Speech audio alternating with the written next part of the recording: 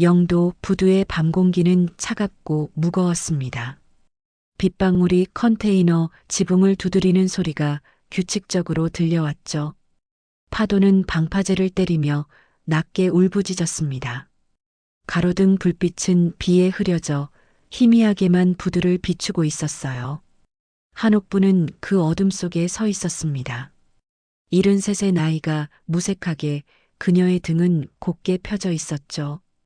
하지만 손끝은 미세하게 떨리고 있었습니다. 차가운 빗물이 그녀의 흰 머리카락을 적셔내렸어요. 코트 안주머니 깊숙이 손을 넣었지만 추위는 뼛속까지 파고들었습니다. 그녀 앞에 장미서가 서 있었습니다. 34세 며느리는 우산도 쓰지 않은 채 비를 맞고 있었어요. 검은 롱코트가 비에 젖어 무겁게 늘어져 있었죠. 그녀의 얼굴엔 어떤 감정도 보이지 않았습니다. 그저 입가에 희미한 미소만 걸쳐져 있었어요. 선택하셔야죠, 어머님. 그녀의 목소리는 낮았습니다. 빗소리에 묻힐 듯 작았지만 또렷하게 들렸어요. 비밀을 지키시든가요. 아니면 죽음을 선택하시든가. 옥부는 숨을 깊게 들이켰습니다. 차갑고 짠 바닷바람이 폐 속으로 스며들었어요. 심장이 불규칙하게 뛰는 게 느껴졌죠. 하지만 그녀는 목소리를 가다듬었습니다. 내가 왜 이러는 거니? 떨리지 않는 목소리를 만들려 애썼어요. 30년 초등학교 교단에서 익힌 침착함을 끌어올렸습니다. 하지만 입술은 바짝 말라 있었죠. 그때였습니다. 어디선가 익숙한 향이 코끝을 스쳤어요. 달콤하면서도 자극적인 냄새. 계피였습니다. 옥분의 눈이 순간적으로 커졌어요. 그 향은 지난 사흘간 그녀를 괴롭혀왔던 바로 그 냄새였습니다. 미선은 여전히 미소 짓고 있었어요. 그리고 천천히 입을 벌려 무언가를 씹기 시작했습니다. 계피껌이었죠. 그녀는 일부러 옥분에게 보여주듯 천천히 씹었습니다. 옥분의 등에 식은땀이 흘렀어요. 컨테이너 그림자 뒤에서 움직임이 있었습니다. 라유노였어요. 48세의 방송 PD는 조심스럽게 발걸음을 옮기며 카메라를 들어 올렸습니다. 렌즈가 희미한 가로등 불빛을 반사했죠. 카메라 온. 그의 목소리는 떨렸습니다. 과거의 오보 사건이 그를 여전히 괴롭히고 있었어요. 손에 든 캠코더가 빗물에 젖어가고 있었지만 그는 녹화 버튼을 누르는 걸 멈추지 않았습니다. 미서의 시선이 라유노 쪽으로 향했어요. 그녀는 여전히 웃고 있었습니다. 그리고 천천히 주머니에 손을 넣었죠. 그럼 이걸 부숴야겠네요. 그녀의 손에 작은 USB가 들려 있었습니다. 검은색 플라스틱 케이스는 그녀의 손바닥 안에서 위태롭게 흔들렸어요. 그 안에 모든 증거가 담겨 있었습니다. 옥부는 앞으로 손을 뻗었어요. 안 돼. 하지만 늦었습니다. 미선은 USB를 바닥으로 떨어뜨렸죠. 작은 물체가 콘크리트 바닥에 부딪히며 딱 하는 소리를 냈습니다. 옥분의 심장이 덜컥 내려앉았어요. 미선은 발을 들어 올렸습니다. 하이힐 굽이 USB 위에 정확히 위치했어요. 한 번만 힘을 주면 모든 게 끝나는 순간이었습니다. 빗소리가 더욱 거세졌습니다. 파도는 더 크게 울부짖었어요. 어둠은 더 짙어졌고 세 사람만이 그 고요한 긴장 속에 서 있었습니다.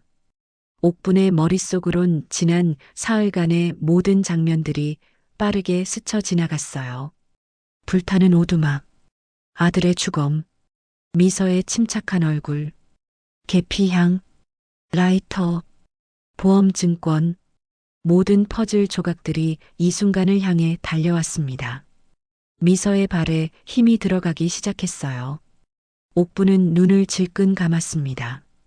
30년 전 그 밤이 떠올랐죠. 폭력적이었던 남편, 인슐린 주사기, 그리고 어린 지훈을 지키기 위해 내렸던 그 선택. 모든 비밀이 이 밤에 함께 무너지려 하고 있었습니다. 오늘 밤이 끝나는 순간이었습니다. 모든 것이 결말을 향해 달려가고 있었어요. 비밀과 진실, 죄와 벌, 어머니와 살인자.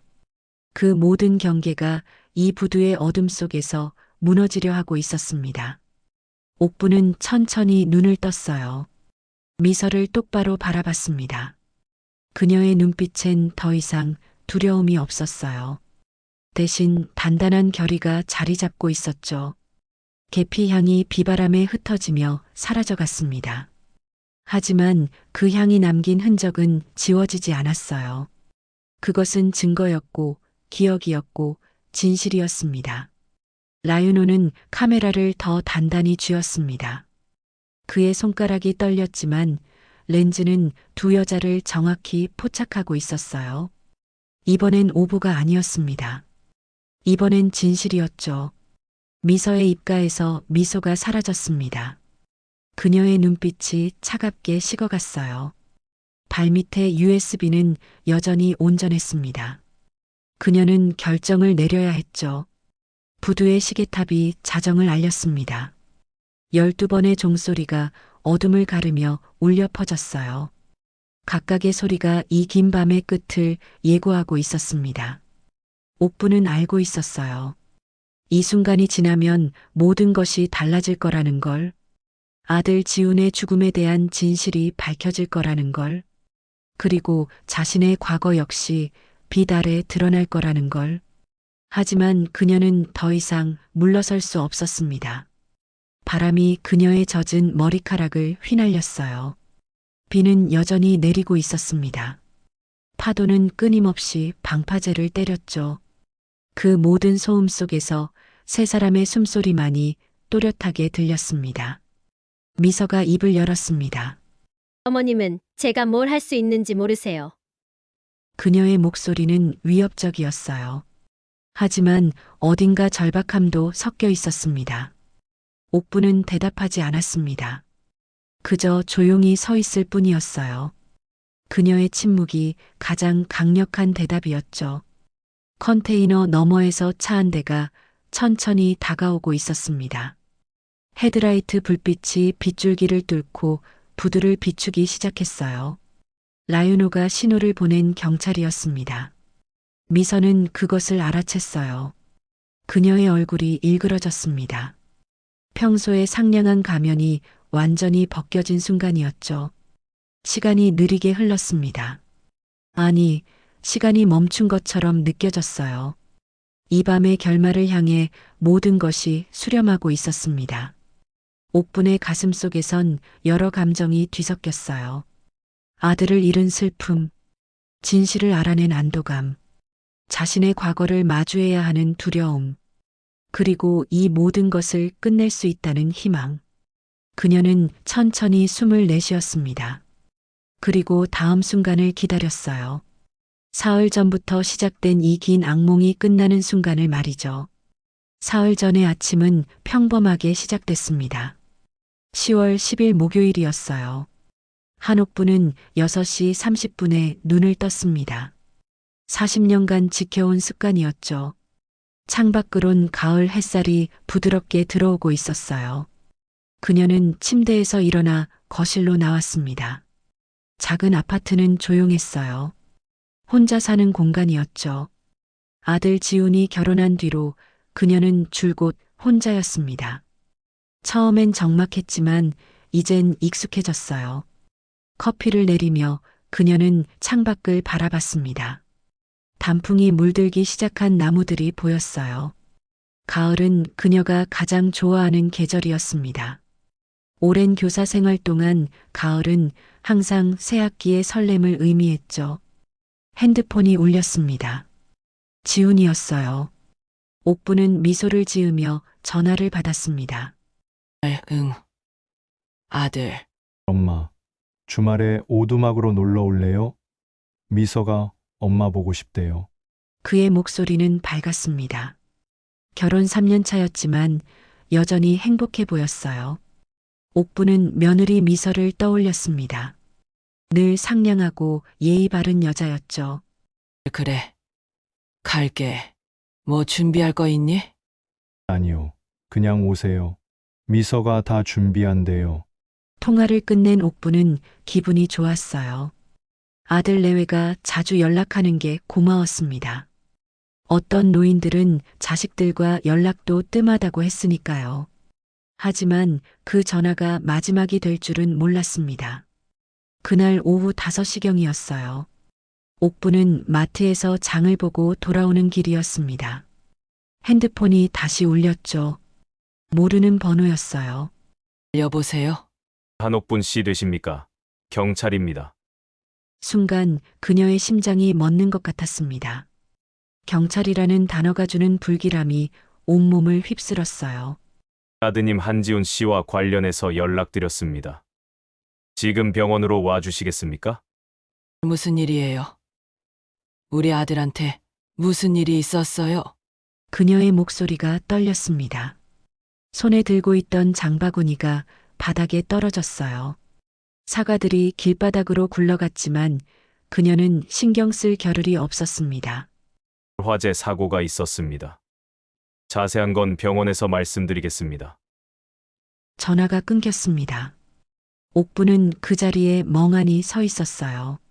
주변 사람들이 지나가며 그녀를 쳐다봤지만 아무것도 보이지 않았습니다. 귓가엔 경찰의 말만 맴돌았죠. 화재, 사고, 택시를 잡아타고 병원으로 달려갔습니다.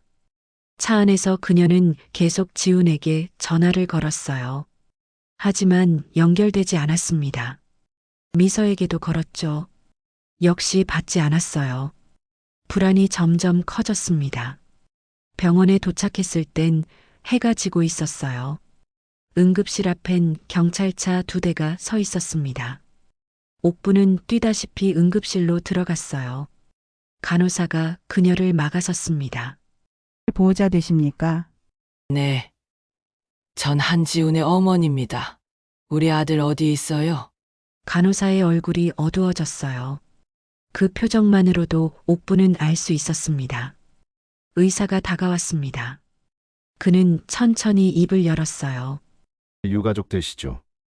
따라오시겠습니까? 유가족이라는 단어가 옥분의 가슴을 찔렀습니다. 살아있는 아들의 어머니가 아니라 죽은 아들의 유가족. 그녀의 다리에 힘이 풀렸어요. 영안실로 가는 복도는 끝없이 길었습니다. 형광등 불빛이 차갑게 느껴졌어요. 의사의 뒷모습이 흐릿하게 보였습니다. 문이 열렸습니다. 하얀 천으로 덮인 침대가 보였어요. 옥부는 천천히 다가갔습니다. 손이 떨렸죠. 의사가 조심스럽게 천을 걷어냈습니다. 지훈이었습니다. 그녀의 아들이었어요. 40살이었던 그녀의 아들.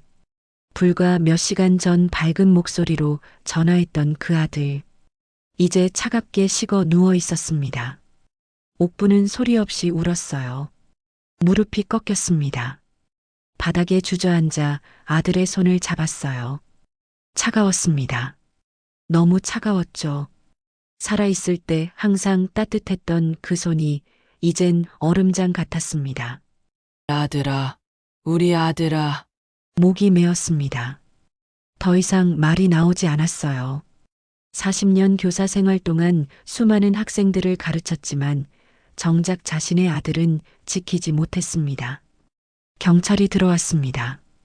그는 조심스럽게 옥분에게 다가왔어요. 유가족분이시죠? 사고 경위를 말씀드리겠습니다. 옥분은 고개를 들었습니다. 눈물로 범벅이 된 얼굴로 경찰을 바라봤어요. 오늘 오후 4시경 산속 오두막에서 화재가 발생했습니다. 신고를 받고 출동했을 때 이미 불길이 상당했습니다. 그는 수첩을 들여다보며 말을 이었어요. 고인은 오두막 안에서 발견됐습니다. 현장 감식 결과 난로 합선으로 추정됩니다. 난로요? 네, 전기 난로가 과열되며 합선된 것으로 보입니다.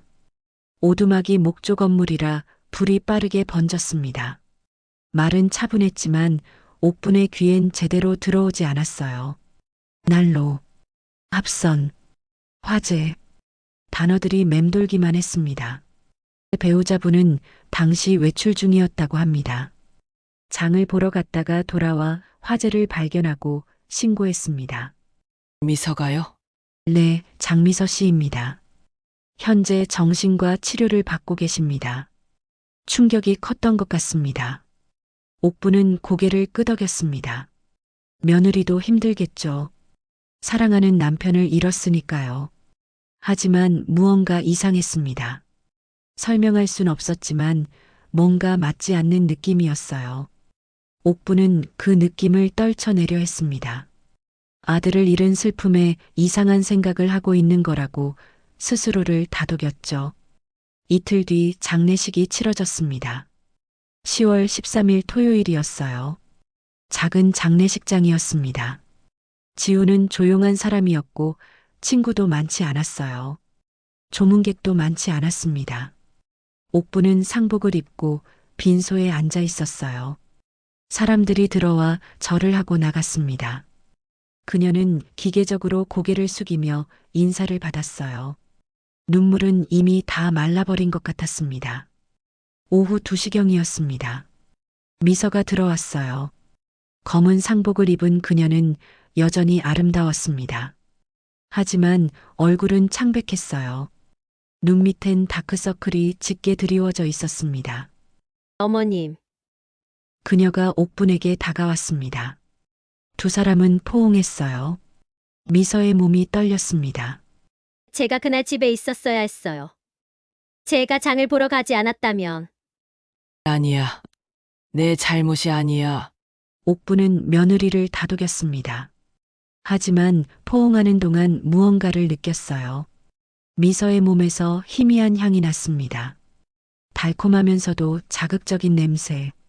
계피였죠. 이상했습니다. 미서는 평소 향수를 뿌리지 않는 사람이었어요. 자극적인 냄새를 싫어한다고 했었죠.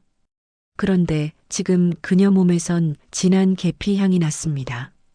옥부는 그 생각을 머릿속에서 지웠어요. 지금은 아들의 장례식이었습니다. 이상한 것에 신경 쓸 때가 아니었죠. 미서는 자리에 앉았습니다.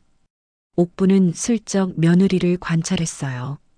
미서는 조문객들에게 인사하며 눈물을 훔쳤습니다. 슬퍼 보였어요. 하지만 어딘가 어색했습니다. 너무 침착했던 거예요. 남편을 잃은 여자치곤 너무 차분했습니다. 물론 사람마다 슬픔을 표현하는 방식이 다르긴 했어요. 어떤 사람은 울부짖고 어떤 사람은 조용히 견뎌냅니다. 하지만 미서는 달랐어요. 그녀는 마치 연기를 하는 것처럼 보였습니다. 적절한 타이밍에 눈물을 훔치고 적절한 톤으로 감사 인사를 했죠. 모든 게 계산된 것처럼 느껴졌어요. 옥부는 자신을 나무랐습니다. 아들을 잃은 슬픔에 이상한 생각을 하고 있다고 여겼죠. 며느리는 그저 충격을 받은 상태일 뿐이라고 스스로를 설득했습니다. 오후 4시경이었어요.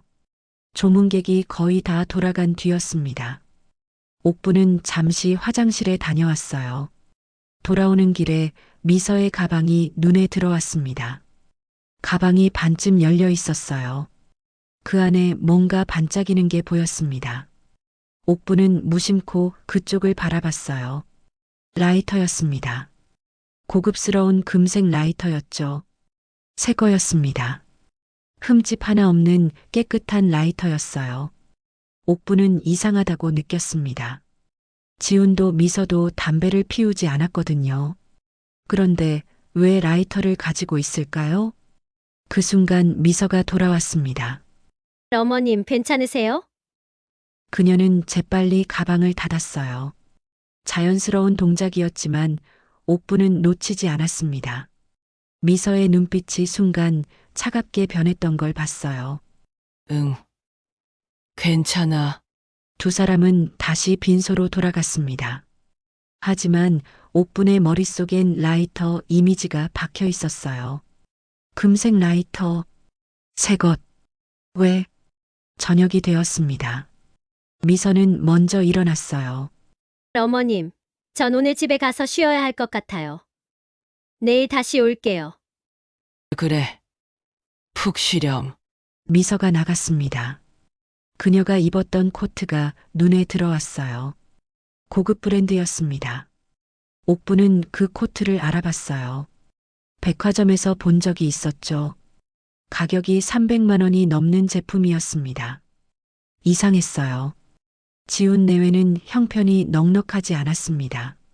지훈은 작은 회사에 다녔고 미서는 집에서 프리랜서 일을 했어요. 그런 그들이 300만 원짜리 코트를 살 여유가 있었을까요? 옥부는 고개를 저었습니다. 또 이상한 생각을 하고 있었어요. 어쩌면 미서가 세일 기간에 샀을 수도 있었죠. 아니면 누가 선물했을 수도 있었습니다. 하지만 의심은 쉽게 사라지지 않았어요. 라이터, 계피향, 비싼 코트, 그리고 너무 침착한 태도. 모든 게 조각처럼 흩어져 있었지만 뭔가 연결되는 것 같았습니다. 밤이 깊어갔습니다. 옥부는 빈소에 혼자 남았어요. 아들의 영정 사진을 바라봤습니다. 사진 속 지우는 미소 짓고 있었어요. 행복해 보였죠. 아들아. 엄마한테 뭐라고 말해줘. 엄마가 이상한 걸 생각하고 있는 거니? 대답은 없었습니다. 영정 사진만이 조용히 그녀를 바라보고 있었어요. 그날 밤 옥부는 잠을 이루지 못했습니다. 눈을 감으면 미서의 얼굴이 떠올랐어요. 그리고 금색 라이터, 계피향, 새 코트, 의심이 싹트고 있었습니다. 작은 씨앗처럼 그녀의 마음 한구석에 자리 잡았어요. 그리고 천천히 뿌리를 내리기 시작했습니다. 장례식이 끝난 다음 날 밤이었습니다. 10월 14일 일요일, 옥부는 지훈의 집을 찾아갔어요. 미서가 정리할 것들이 많을 거라고 생각했습니다. 며느리를 도와주고 싶었죠. 하지만 그것만이 이유는 아니었어요. 옥부는 자신도 모르게 뭔가를 확인하고 싶었습니다. 어제 밤부터 머릿속을 떠나지 않는 의심들을 말이죠. 라이터와 코트, 그리고 계피향. 집은 조용했습니다. 현관문을 열자 텅 빈 거실이 보였어요. 지훈이 좋아하던 소파가 그대로 있었습니다. 벽에 걸린 가족 사진도 그대로였죠. 하지만 주인은 이제 없었습니다. 미서야. 나왔어. 대답이 없었어요.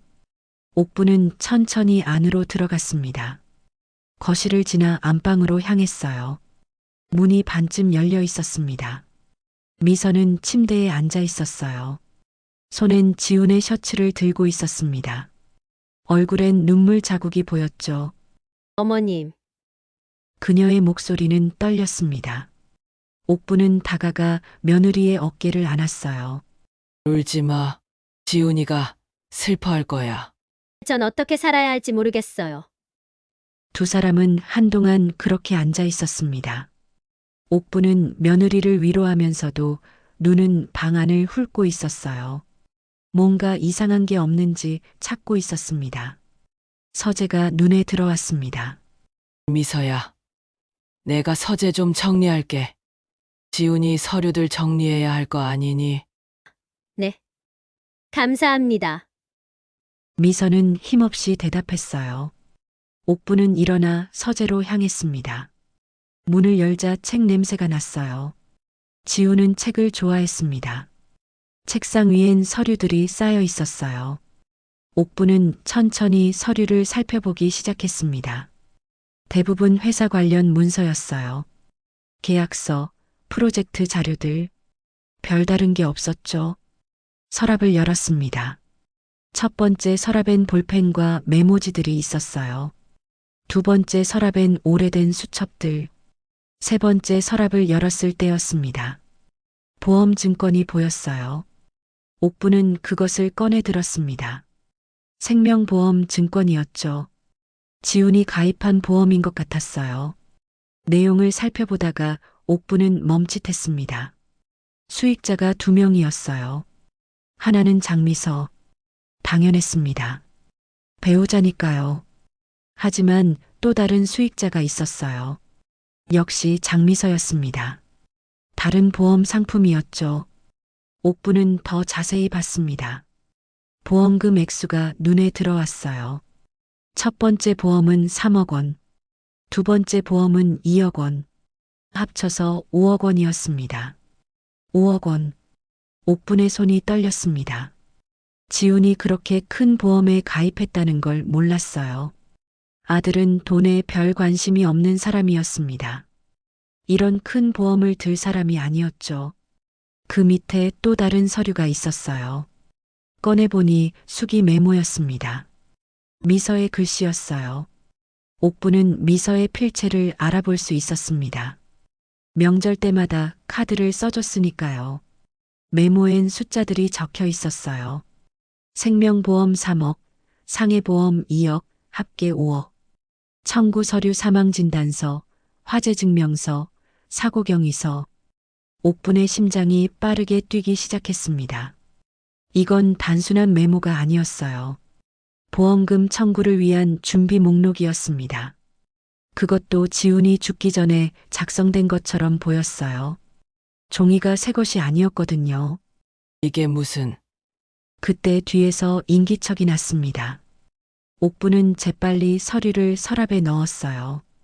돌아보니 미서가 서 있었습니다. 어머님, 뭐 찾으셨어요? 그녀의 목소리는 평온했습니다. 하지만 눈빛은 날카로웠어요.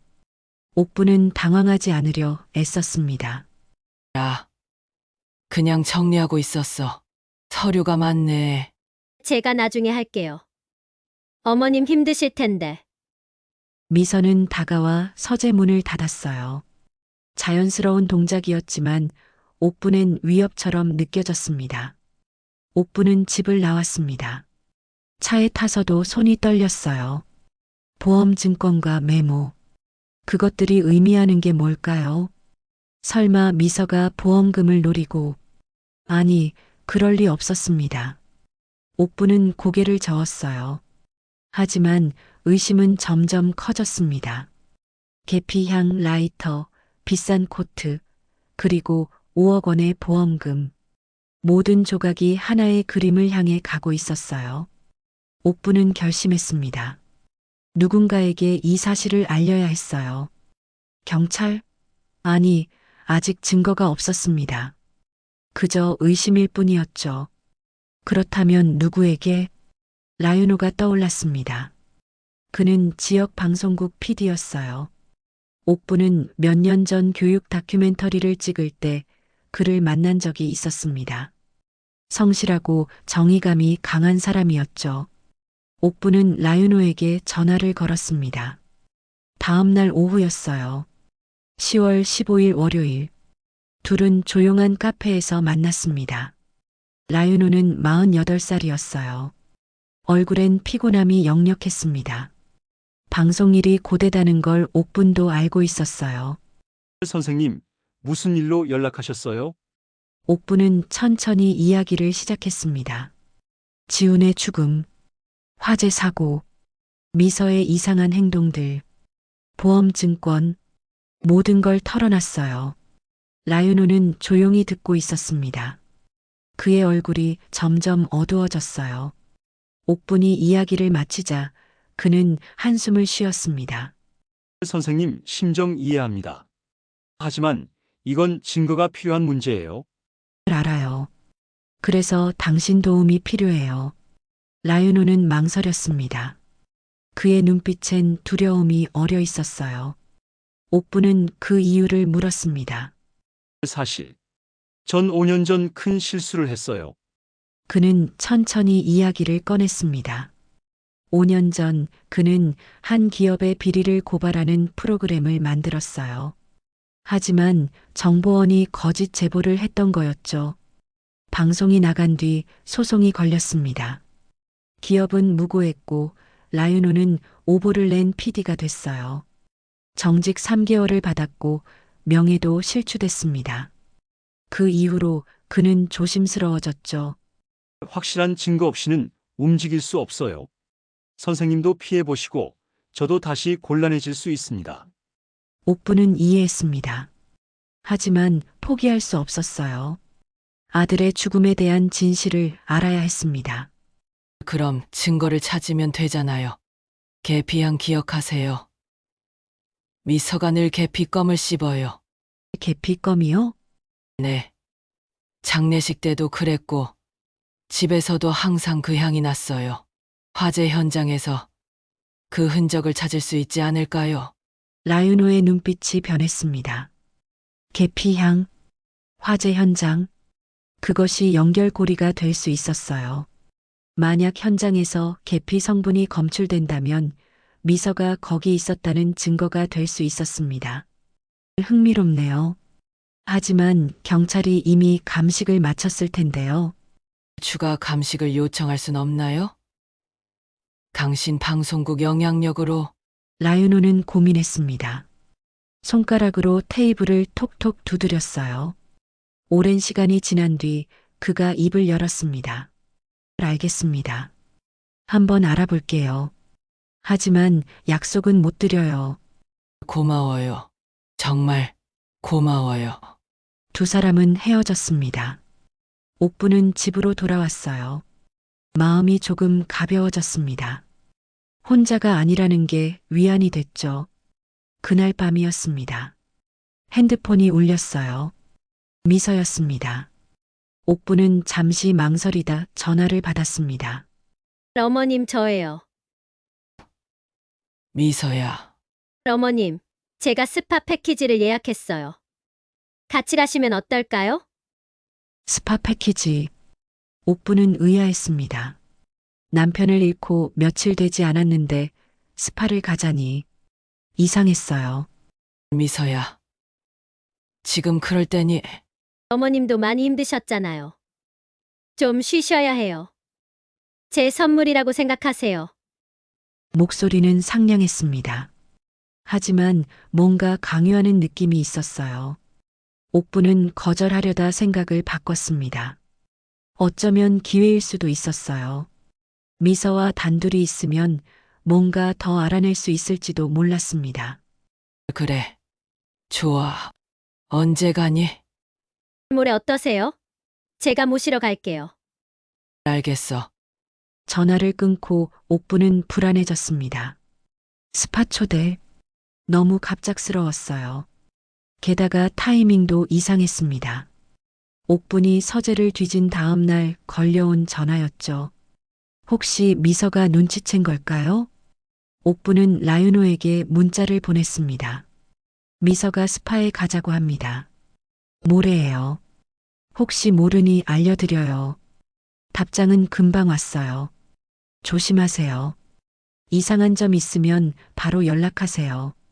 제 번호 꼭 기억해 두시고요. 옥부는 핸드폰을 꼭 쥐었습니다. 두려움이 밀려왔어요. 하지만 물러설 수 없었습니다. 아들의 죽음에 대한 진실을 밝혀야 했어요. 이틀이 지났습니다. 10월 17일 수요일 오전 미서가 차를 몰고 왔어요. 옥부는 가방을 챙겨 차에 탔습니다. 어머님, 오늘 푹 쉬세요. 고마워. 미서야. 차는 도심을 벗어나 외곽으로 향했습니다. 점점 건물이 줄어들고 산이 보이기 시작했어요. 옥부는 창밖을 보며 불안을 감췄습니다. 1시간쯤 달렸을까요? 차가 한 건물 앞에 멈췄습니다.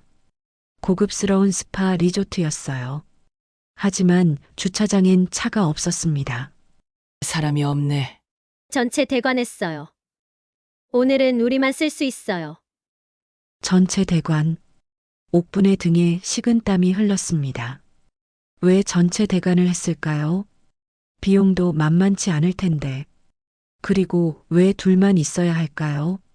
두 사람은 건물 안으로 들어갔습니다. 로비는 조용했어요. 직원 한 명이 나와 인사했습니다. 어서 오세요. 준비 다 됐습니다. 고마워요. 직원은 곧 사라졌습니다. 건물엔 미서와 옥분만 남았어요. 어머님, 이쪽으로 오세요. 복도를 지나 한 방으로 들어갔습니다. 넓은 방이었어요.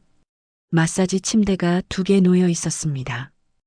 한쪽 테이블엔 여러 병들이 놓여 있었어요. 옥부는 그 병들을 봤습니다. 약병처럼 보였어요. 라벨엔 영어로 뭔가 적혀 있었지만 옥부는 잘 읽을 수 없었습니다. 주사기도 보였죠. 저건 뭐니? 미용 주사예요. 비타민 같은 거요. 효과 좋아요. 미선은 웃으며 대답했습니다. 하지만 옥부는 확신할 수 없었어요. 정말 미용 주사일까요? 아니면 다른 거일까요? 어머님, 먼저 누우세요. 제가 마사지해 드릴게요. 옥부는 침대에 누웠습니다. 미서의 손이 그녀의 어깨를 눌렀어요. 부드러웠습니다. 하지만 옥부는 긴장을 풀 수 없었어요. 시간이 흘렀습니다. 미서의 마사지는 계속됐어요. 옥부는 눈을 감고 있었지만 모든 감각을 곤두세우고 있었습니다. 그때였습니다. 미서가 속삭였어요.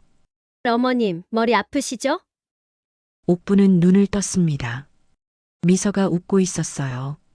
하지만 그 웃음은 차가웠습니다.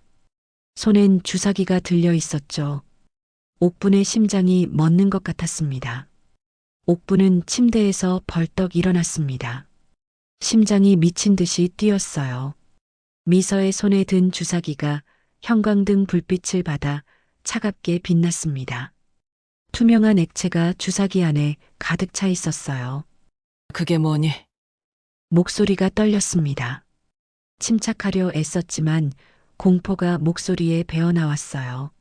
미서는 여전히 미소 짓고 있었습니다. 말씀드렸잖아요. 미용 주사예요. 비타민 C가 주성분이에요.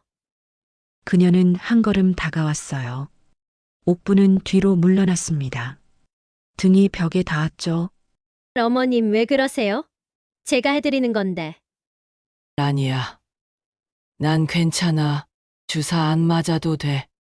미서의 눈빛이 차갑게 변했습니다.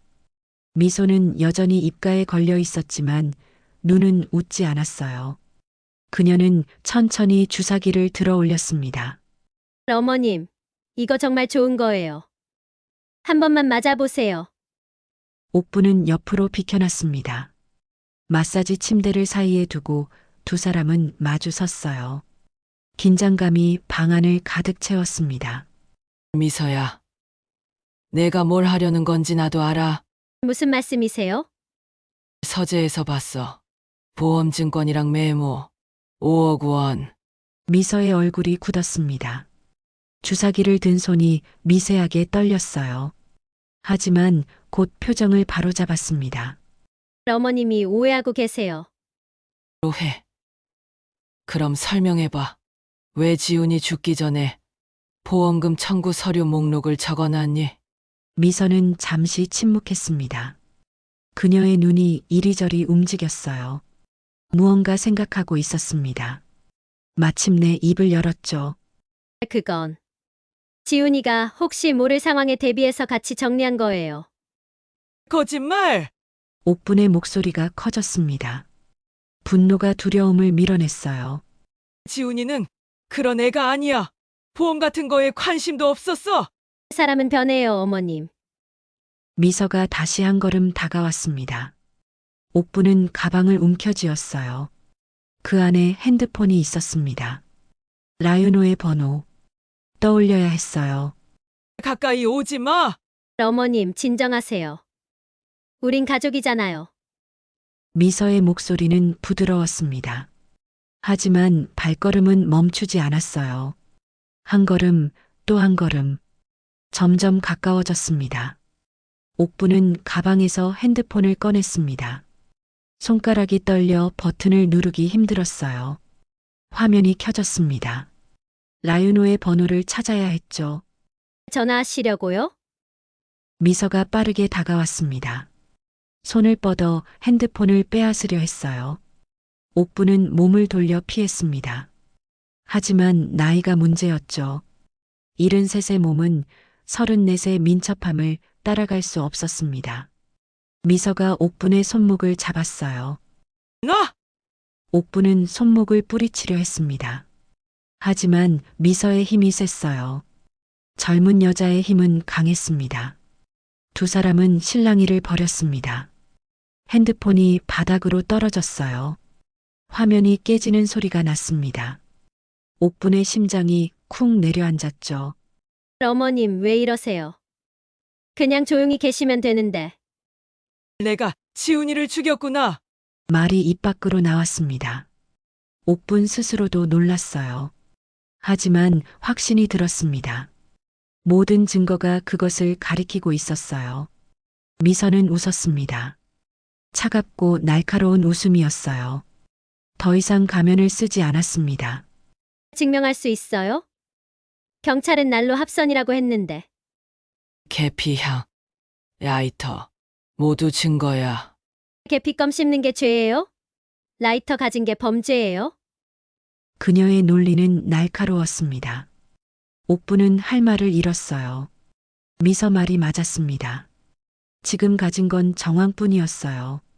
결정적 증거는 없었죠. 어머님도 깨끗하지 않으시잖아요. 옥분의 몸이 굳었습니다. 30년 전 일. 어머님 남편분 사건. 전 다 알아요. 그건 말이 막혔습니다. 30년 전의 기억이 밀려왔어요. 폭력적이었던 남편, 어린 지훈을 때리던 그 손, 그리고 그날 밤 인슐린 과다 투여. 당뇨병 환자가 저혈당 쇼크로 사망. 사고사로 처리됐죠? 옥부는 대답할 수 없었습니다.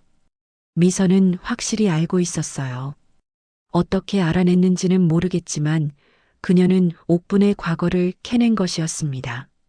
그러니까 우린 서로 비밀을 지켜줘야 해요. 안 그래요, 어머님? 협박이었습니다. 명백한 협박이었어요.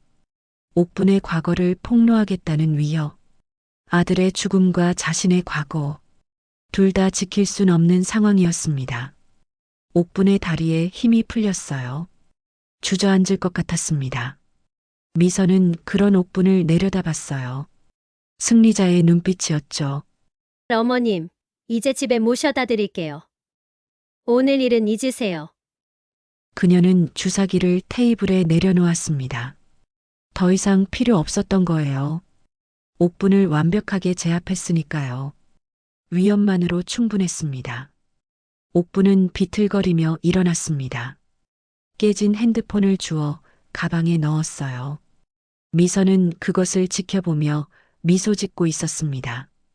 두 사람은 방을 나왔습니다. 복도를 걸어 주차장으로 향했어요. 옥분의 발걸음은 무거웠습니다. 머릿속이 복잡했죠. 차에 탔습니다. 미서는 시동을 걸었어요. 차가 움직이기 시작했습니다. 옥분은 창밖을 바라봤어요. 산과 나무들이 스쳐 지나갔습니다. 1시간의 침묵이 흘렀습니다. 차는 옥분의 아파트 앞에 멈췄어요. 미서가 말했습니다. 어머님, 잘 쉬세요. 그리고 기억하세요. 우린 서로 비밀을 지켜야 해요. 옥분은 대답 없이 차에서 내렸습니다. 아파트로 들어가는 동안 뒤를 돌아봤어요.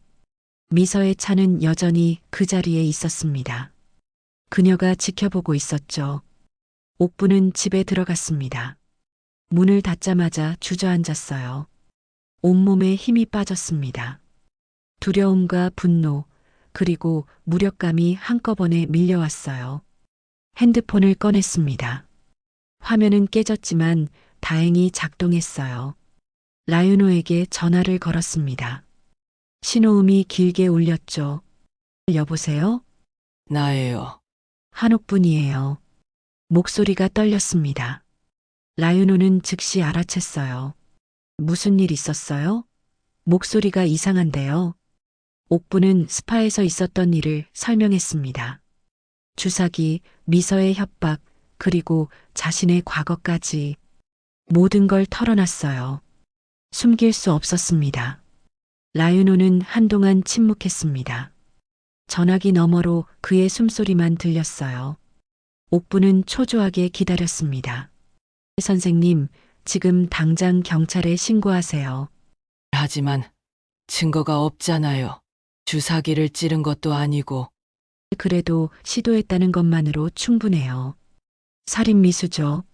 미서가 부인하면요. 그냥 미용 주사였다고 하면요. 라윤호는 고민했습니다. 옥분의 말이 맞았어요. 실제로 주사를 맞지 않은 이상 증명하기 어려웠습니다. 미서는 빠져나갈 구멍을 만들어뒀던 거죠. 일단 신고는 하세요. 기록을 남기는 게 중요합니다. 알겠어요. 전화를 끊고 옥부는 경찰에 신고했습니다. 다음 날 오전 경찰이 찾아왔어요. 젊은 형사 2명이었습니다. 옥부는 어제 있었던 일을 진술했어요. 형사는 꼼꼼히 기록했습니다. 하지만 표정은 회의적이었어요. 옥분도 느낄 수 있었습니다. 믿지 않는다는 걸. 그러니까 며느리 분이 주사기를 들고 있었다는 거죠? 네, 실제로 찌르진 않았고요? 네. 그 전에 제가 피했어요. 주사기 안의 내용물은 확인하셨나요? 아니요. 하지만 분명 수상했어요. 형사는 동료와 눈빛을 교환했습니다. 그들은 옥분을 노인네의 착각 정도로 여기는 것 같았어요. 옥분은 답답했습니다. 며느리 분한테도 확인해야겠습니다. 연락처 주시겠어요? 옥분은 미서의 번호를 알려줬습니다. 형사들은 곧 자리에서 일어났어요. 떠나기 전 한 명이 말했습니다. 사실 이거는 입증이 어려울 것 같습니다. 실제 위해가 가해지지 않았으니까요. 하지만 시도는 했잖아요. 상대방이 그냥 미용 주사였다고 주장하면 끝입니다. 물증도 없고요. 옥부는 무력감을 느꼈습니다. 형사들이 나간 뒤 집은 다시 조용해졌어요. 옥부는 소파에 앉아 멍하니 벽을 바라봤습니다. 오후가 됐습니다. 라윤호에게서 전화가 왔어요. 선생님, 경찰한테 연락 받으셨죠? 네. 하지만 소용없을 것 같아요. 예상했습니다. 절차상 문제가 있거든요. 라윤호는 설명했습니다. 실제 피해가 없는 이상 입증이 어렵다는 것. 미서가 부인하면 옥분의 일방적 주장이 될 뿐이라는 것. 법의 한계였어요. 그럼 어떻게 해야 하죠? 다른 각도로 접근해야 합니다. 화재 현장 감식 결과가 곧 나올 거예요. 이미 날로 합선이라고 했잖아요. 추가 감식을 요청했습니다. 특히 향 성분 검출에 집중하라고요. 옥분의 마음에 희망이 싹 텄습니다. 계피향. 그것이 실마리가 될 수 있었어요. 만약 현장에서 계피 성분이 나온다면 미서가 거기 있었다는 증거가 됐죠. 일주일 정도 걸릴 겁니다. 그때까지 조심하세요. 알겠어요. 전화를 끊었습니다. 옥부는 창밖을 바라봤어요. 하늘은 흐렸습니다. 곧 비가 올 것 같았죠. 일주일. 그 시간을 견뎌야 했어요. 미서의 위협 속에서 버텨야 했습니다. 하지만 옥부는 포기하지 않았어요. 아들을 위해서라도 진실을 밝혀야 했습니다. 손등에 바늘 자국을 내려다봤어요. 당뇨 자가주사 흔적이었습니다. 30년 전 그날 밤 남편에게 인슐린을 과다 투여했던 기억이 떠올랐죠. 그때도 선택이었습니다. 아들을 지키기 위한 선택. 폭력적인 남편을 멈추게 하기 위한 선택. 그리고 지금도 선택의 순간이었어요. 진실을 밝힐 것인가 아니면 침묵할 것인가. 옥부는 결심했습니다. 이번엔 침묵하지 않기로. 아들의 죽음을 헛되게 하지 않기로. 밤이 깊어갔습니다. 옥부는 잠들지 못했어요. 눈을 감으면 미서의 얼굴이 보였습니다. 차가운 미소, 주사기를 든 손, 그리고 협박하던 목소리. 하지만 동시에 지훈의 얼굴도 보였어요. 어렸을 때의 지훈. 학교에서 상장을 받아오던 날. 대학에 합격했을 때. 결혼식 날. 모든 순간이 떠올랐습니다. 옥부는 눈을 떴습니다. 천장을 바라보며 다짐했어요. 끝까지 가기로. 아들을 위해서 일주일이 흘렀습니다. 추가 감식 결과가 나올 때까지 옥부는 조심스럽게 지냈어요. 미서에게서도 연락이 없었습니다. 불길한 고요였죠. 그리고 마침내 그날이 왔습니다. 목요일 오전이었습니다. 라윤호에게서 전화가 왔어요. 옥부는 즉시 받았습니다. 심장이 빠르게 뛰었죠. 선생님, 결과가 나왔습니다. 뭐가 나왔어요? 직접 만나서 얘기하죠. 지금 당장 나갈게요. 1시간 뒤 둘은 방송국 근처 조용한 식당에서 만났습니다. 라윤호는 서류 봉투를 들고 있었어요. 그의 얼굴엔 긴장감이 어려 있었습니다. 감식 보고서예요. 그는 봉투에서 서류를 꺼냈습니다. 옥부는 숨을 죽이고 그것을 내려다봤습니다. 화재 현장에서 추가 증거물이 발견됐습니다. 무엇이요? 난로 근처에서 금속 파편이 나왔어요. 처음 감식 때는 놓쳤던 거죠. 그는 사진 한 장을 옥분에게 건넸습니다. 작은 금속 조각이었어요. 불에 타서 검게 변했지만 형태는 알아볼 수 있었습니다. 라이터 바닥 부분이었죠. 확대해서 보니까 각인이 있었습니다. 옥부는 사진을 가까이 들여다봤습니다. 희미하게 글자가 보였어요. M, S33. 옥분의 손이 떨렸습니다. MS, 이서, 장미서. 맞습니다. 그리고 3월 3일. 아마 구입 날짜나 기념일인 것 같습니다. 옥부는 기억을 더듬었습니다. 3월 3일. 지훈과 미서의 결혼 기념일이었어요. 3년 전 그날 두 사람은 결혼했습니다. 결혼 기념일이에요. 3년 전. 그럼 이 라이터는 미서 씨의 것이 확실합니다. 옥분의 가슴이 뛰었습니다. 증거였어요. 결정적인 증거. 미서가 화재 현장에 있었다는 물증. 그녀가 장을 보러 갔다는 진술은 거짓이었습니다. 하지만 이것만으론 부족합니다. 왜요? 이게 증거잖아요. 미서 씨가 평소에 그 오두막을 드나들었다면 라이터가 거기 있는 게 이상하지 않죠?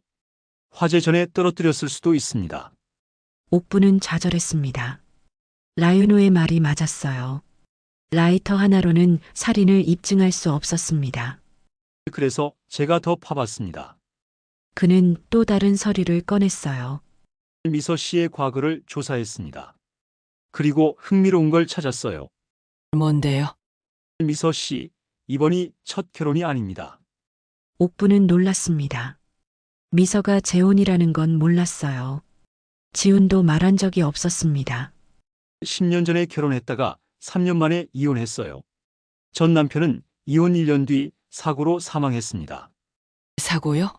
네, 등산 중 추락사했습니다. 그는 신문 기사 복사본을 보여줬어요. 10년 전 기사였습니다. 30대 남성이 등산 중 실족해 사망했다는 내용이었죠. 이름은 김태준. 미서의 전 남편이었습니다. 그리고 더 있습니다. 그는 또 다른 기사를 꺼냈어요. 미서 씨에겐 연인도 있었습니다. 김태준과 이혼한 직후 만난 남자예요. 이름이 뭔데요? 박성우. 이 사람도 3년 전에 사망했습니다. 옥분의 등에 식은땀이 흘렀습니다. 교통사고였어요. 빗길에 차가 미끄러져 가드레일을 들이받았다고 합니다. 2번의 사고사.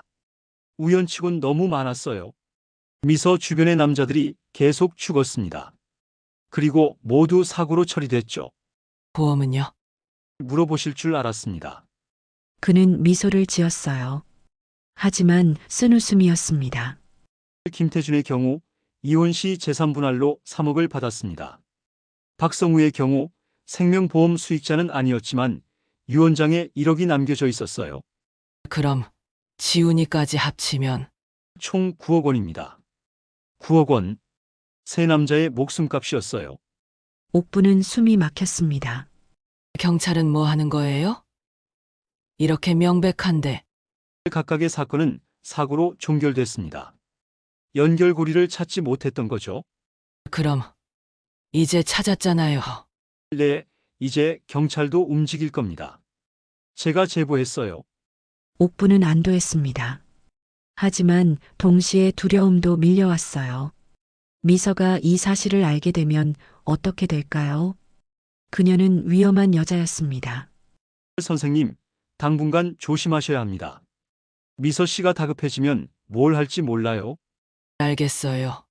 두 사람은 헤어졌습니다. 옥부는 집으로 돌아가는 길에 계속 뒤를 돌아봤어요. 누가 따라오는 것 같은 느낌이 들었습니다. 하지만 아무도 없었죠. 집에 도착했습니다. 현관문을 열려는데 문이 잠겨 있지 않았어요. 옥부는 확실히 잠그고 나왔었습니다.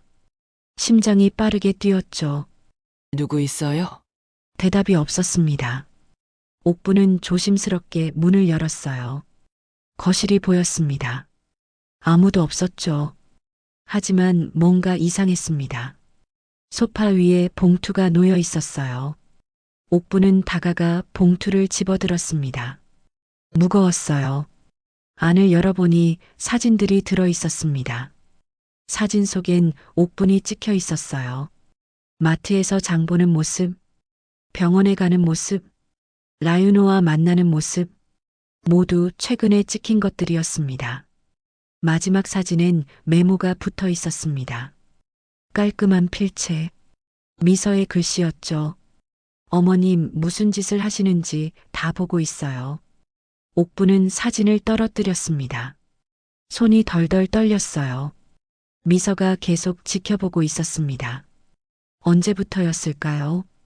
얼마나 많이 알고 있을까요? 핸드폰이 울렸습니다. 미서였어요. 옥부는 떨리는 손으로 전화를 받았습니다. 사진 받으셨죠, 어머님? 목소리는 차갑고 침착했습니다. 내가 왜 이래?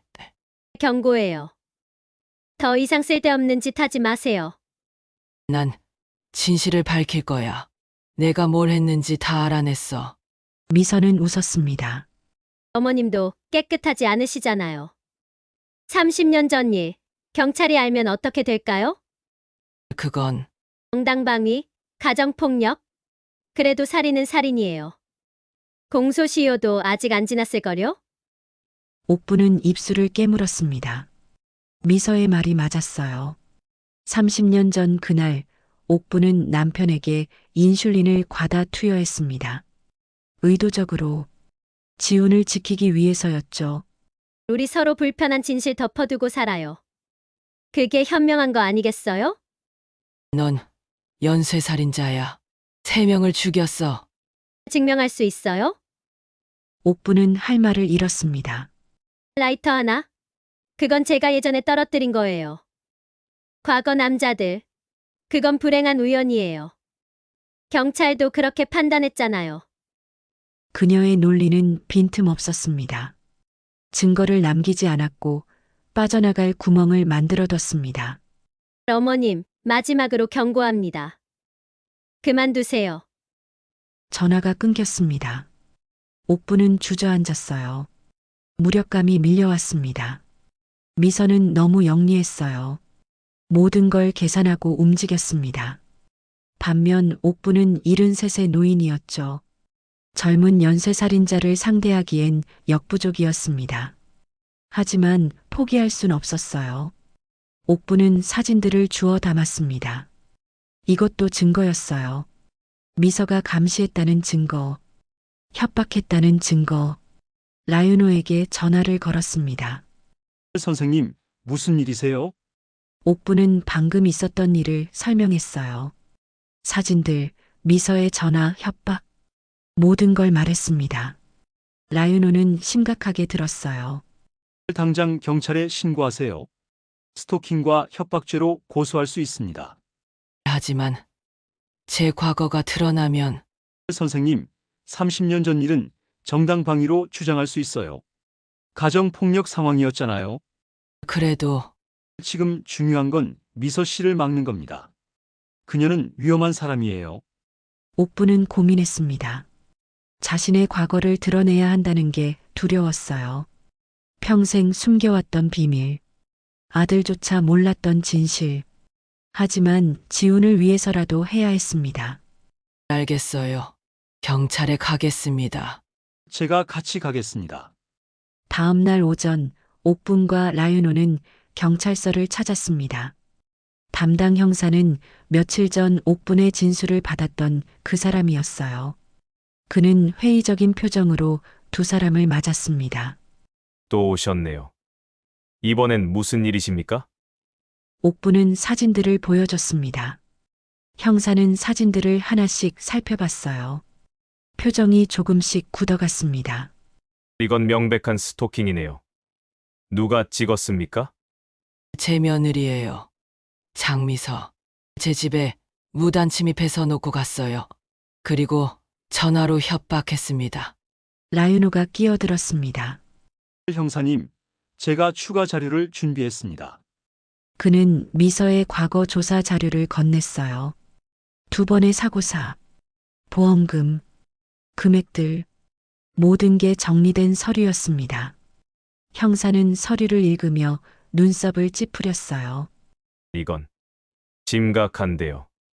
연쇄살인 가능성이 높습니다. 재수사가 필요해요.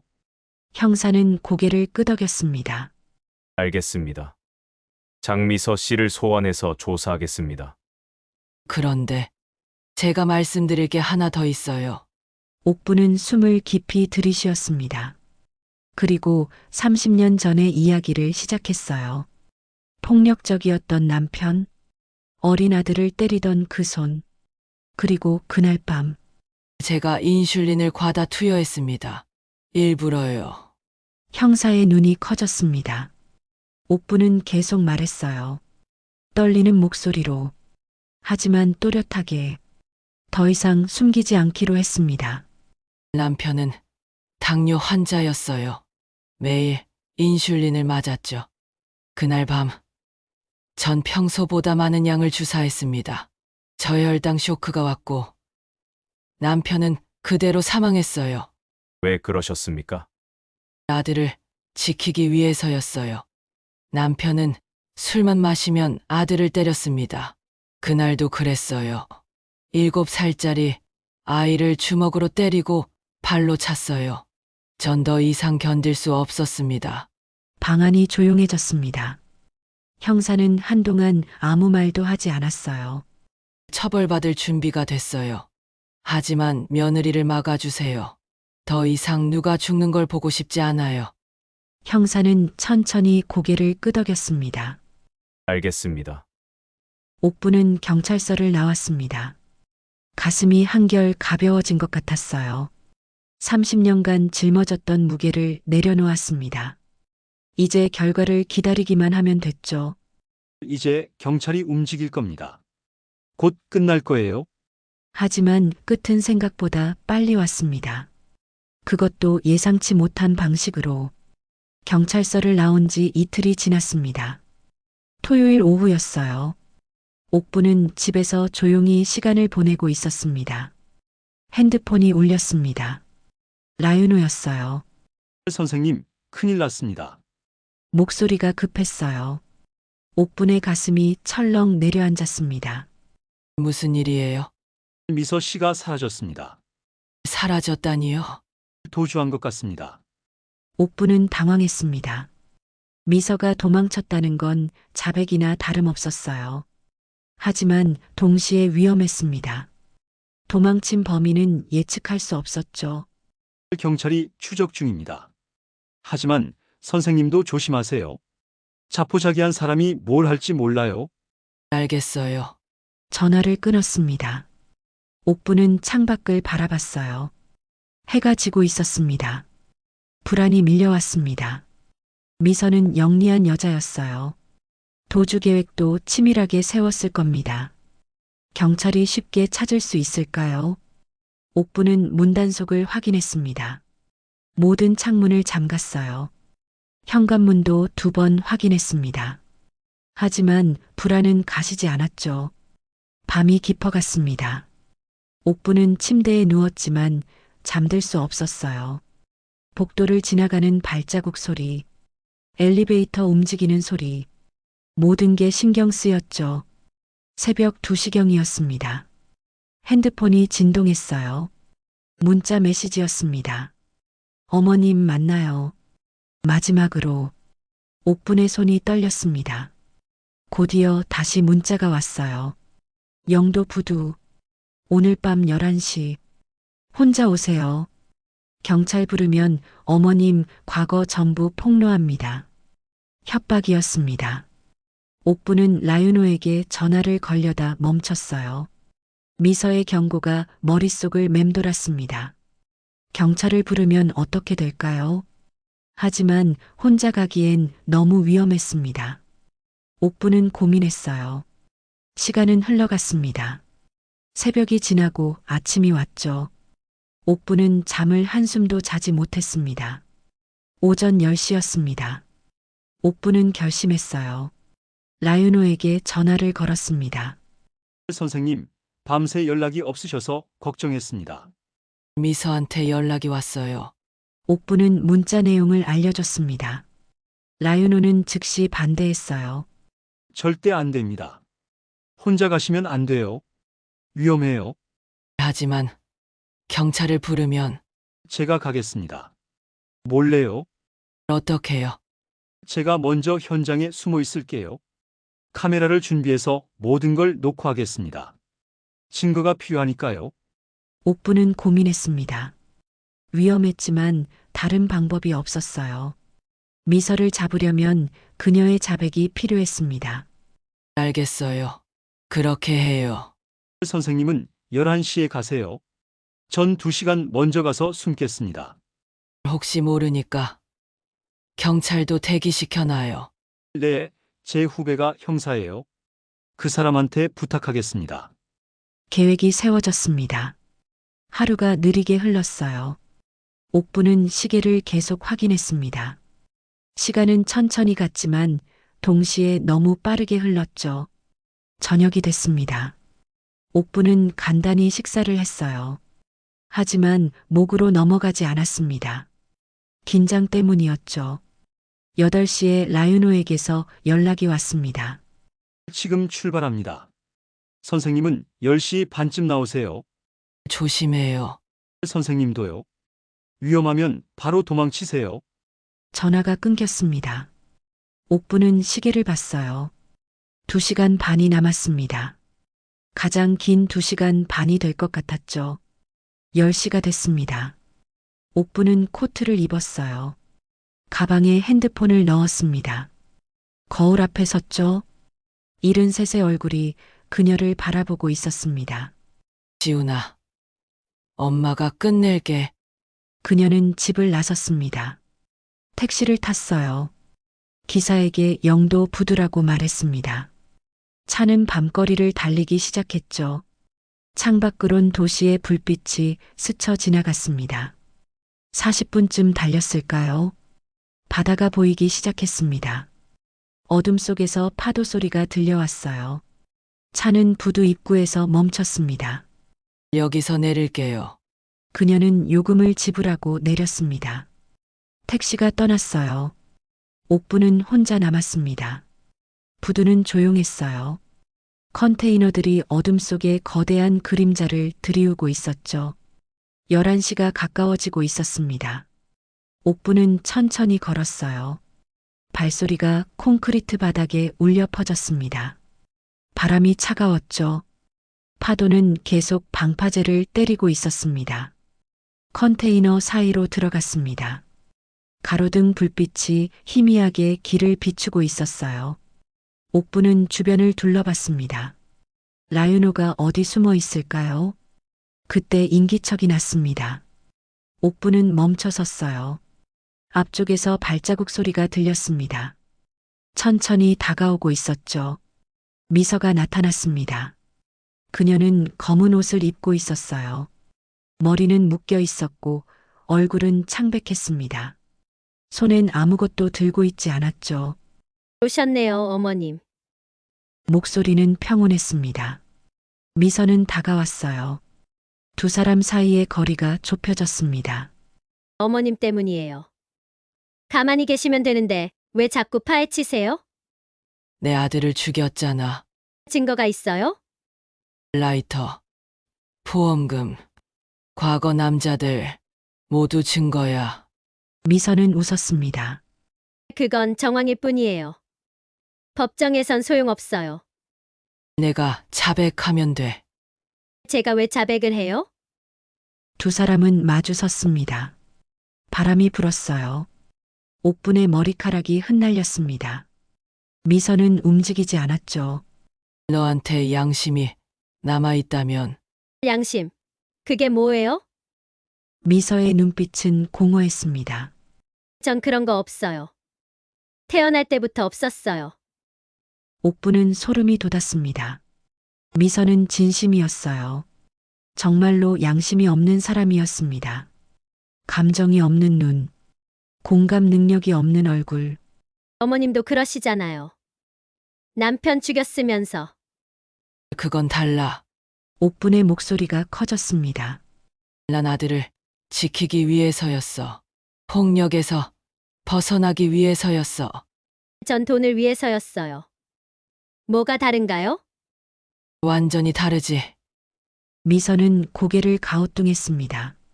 마치 진짜로 이해하지 못하는 것 같았어요. 결과는 같아요. 사람이 죽었다는 거.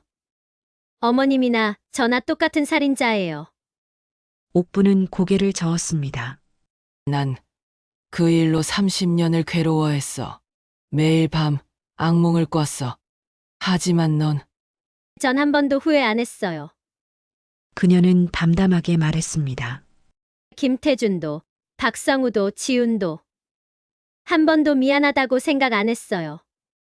옥분의 가슴이 무너졌습니다. 아들의 이름을 그렇게 무심하게 말하다니. 사랑했던 남편을 그렇게 쉽게 말하다니. 넌 괴물이야. 괴물이라는 게 뭔데요?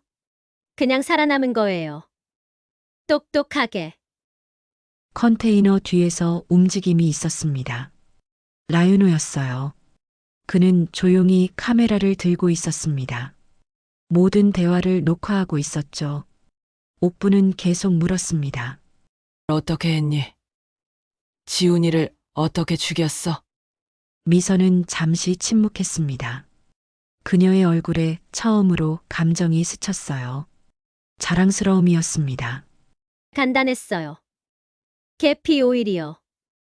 계피 오일? 계피 오일에 에탄올을 섞으면 가연성이 높아져요. 난로 주변에 뿌려놨죠. 옥분의 등에 식은땀이 흘렀습니다. 지우는 술을 마시고 잠들었어요. 전 오일을 뿌리고 라이터로 불을 붙였죠. 그리고 나왔어요. 그리고 장 보러 갔다고 거짓말했구나. 네. 알리바이가 필요했으니까요. 그녀는 너무 담담하게 말했습니다.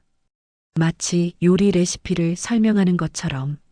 사람을 죽인 방법을 그렇게 쉽게 말하다니. USB는 뭐야? 내가 실험했다며? 미서의 눈빛이 변했습니다. USB. 그건 어떻게 아세요? 옥부는 실수를 깨달았어요. USB는 아직 발견되지 않았습니다. 라유노가 제보를 받았다고 했지만 미서는 몰랐던 거죠. 누가 말했어요? 라이노 PD? 그녀의 목소리가 차갑게 식었습니다. 그 사람도 여기 있나요? 옥부는 대답하지 않았습니다. 미서는 주변을 둘러봤어요. 숨어 있구나. 나와요. 안 나오시면 어머님이 다칠 텐데요. 그녀는 주머니에서 뭔가를 꺼냈어요. 작은 칼이었습니다. 날이 달빛을 받아 차갑게 빛났죠. 옥부는 뒤로 물러났습니다. 어머님, 도망가지 마세요. 그녀가 다가왔어요. 칼을 든 손이 떨리지 않았습니다. 이제 끝내야 해요. 그때였습니다. 라유노가 뛰쳐나왔어요. 멈춰요. 그는 카메라를 높이 들었습니다. 모두 녹화했어요. 자백도 협박도. 경찰이 오고 있어요. 미선은 멈춰섰습니다. 얼굴이 일그러졌어요. 녹화. 그게 증거가 될 것 같아요? 당연하죠. 당신 목소리로 살인 방법까지 설명했잖아요. 미선은 웃었습니다. 히스테리컬한 웃음이었어요. 그럼 다 없애면 되죠. 카메라도 당신들도. 그녀는 칼을 들어 올렸습니다. 라유노를 향해 달려들었어요. 옥분이 소리쳤습니다. 안 돼. 옥분은 미서의 팔을 잡았습니다. 두 여자가 뒤엉켰어요. 칼이 위험하게 흔들렸습니다.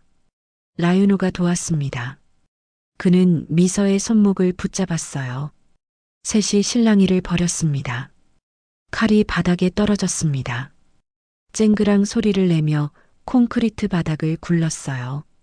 미서가 손을 뻗어 주우려 했습니다. 그때 사이렌 소리가 들렸습니다. 경찰차였어요. 헤드라이트 불빛이 부두를 비추기 시작했습니다. 미서의 얼굴이 창백해졌습니다. 안 돼. 이럴 순 없어. 경찰들이 뛰어왔습니다. 손들어. 움직이지 마. 미서는 그 자리에 얼어붙었어요. 경찰들이 그녀를 둘러쌌습니다. 장미서, 살인 혐의와 살인 미수 혐의로 긴급 체포합니다. 수갑이 채워졌습니다. 미서는 저항하지 않았어요. 그저 멍하니 서 있을 뿐이었습니다. 옥부는 주저앉았습니다. 다리에 힘이 풀렸어요. 라유노가 부축했습니다. 선생님, 괜찮으세요? 끝났어요. 드디어 끝났어요.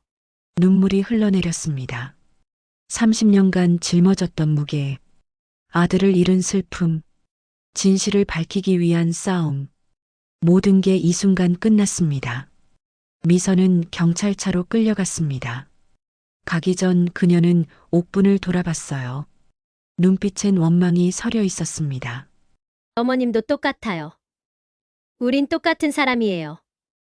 옥분은 고개를 저었습니다. 아니야. 우린 달라. 난 후회했지만 넌 하지 않았어. 그게 차이야. 미서는 더 이상 말하지 않았습니다. 경찰차 문이 닫혔어요. 사이렌을 울리며 차는 떠났습니다. 부두는 다시 조용해졌습니다. 옥분과 라유노만 남았어요. 파도 소리만 들렸습니다. 선생님, 이제 정말 끝났습니다. 옥분은 하늘을 올려다봤습니다.